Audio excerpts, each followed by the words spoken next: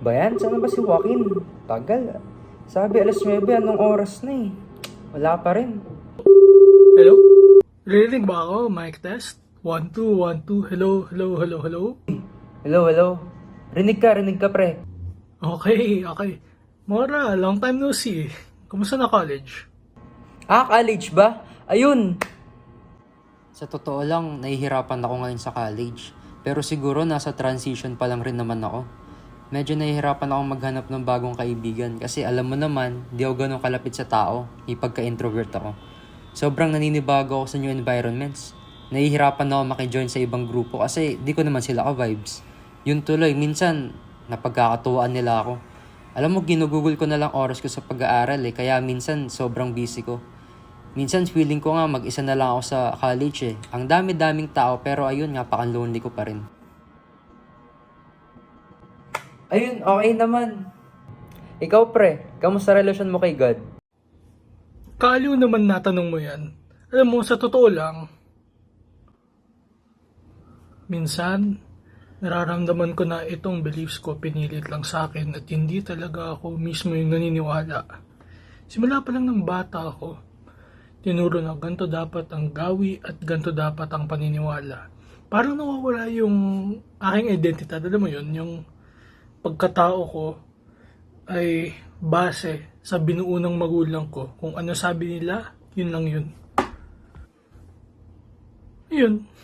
Sisimba pa rin kami every Sunday. Devotion bawat gabi. Maigpit pa rin kami. Yung pamilya mo, kamusta? Ang nag-iisang panganay ng Morales family na sa college na. Ayun, Bilang panganay sa magkakapatid, sa akin inatang ang pinakamabigat na responsibilidad. Dahil din siguro sa taas ng narating ng aking ama, kaya marami ang laging nakamasid. Mga kilos ko ay laging tansyado, na tila ba hinihintay lang nila akong magkamali ng hakbang. Ang hirap maging panganay, alam mo yung ramdam mo yung pressure dahil ikaw ang unang makakaranas ng lahat. Unang matatapos, unang magtatrabaho, at unang tutulong sa pamilya. Alam mo yung ginawa mo naman lahat para maging proud man lang sila sa'yo at matuwa. Pero parang kulang pa rin Ayun, pre, okay naman. To be honest, masaya sila para sa akin Magkabaliktad pala tayo, no?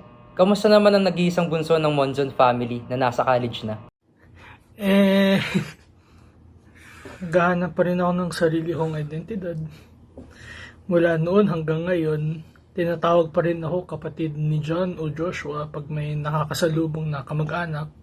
Siguro nang mabuting nasa college na ako, kung saan may lugar na hindi ako kinukumpara sa mga kuya ko. Yun, okay lang. Napapagod pero laban lang. Okay lang naman. Oh, talaga? Sige, parang okay naman lahat, pre. May gagawin pa ako Sige, kita-kita na lang next time, pre. Sige, bye-bye. In life, there are inevitably stigmas, and Philippines is no exception. There are glaring stigmas in each narrative. For mine, it talks about being a student in a new campus wherein the common notion is that college is supposed to be fun and engaging, but forgetting the minority, such as myself, who have difficulties talking to others. The second narrative for me talks about Alfred Adler's theory of birth order, wherein the responsibilities of a son is theorized into the order of birth between siblings. Mine, being the oldest, I am burdened with being the responsible pillar of us siblings. As for me, I will talk about religion in the Philippines. Religion, in my experience, is something that was forced upon me. Well, according to my informal research, there are three forces that take into place here.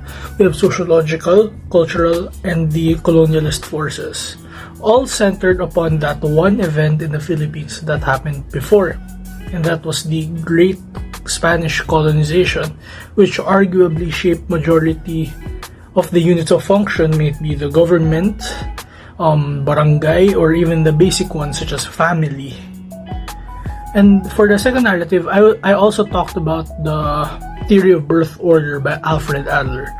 And this time it is contrasted as opposed to Mora's, as I am the youngest between siblings, and it is quite often that I have the constant struggle of having to differentiate myself from my other siblings, essentially creating my own identity.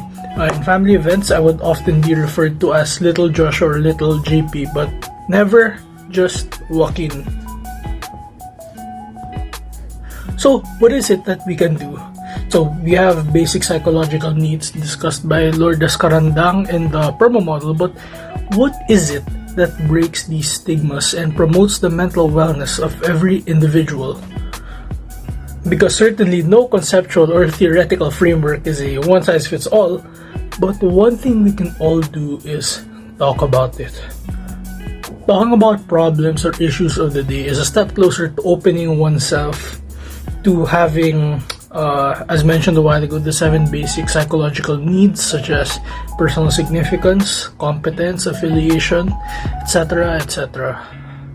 So, yeah, for mental wellness, let's talk.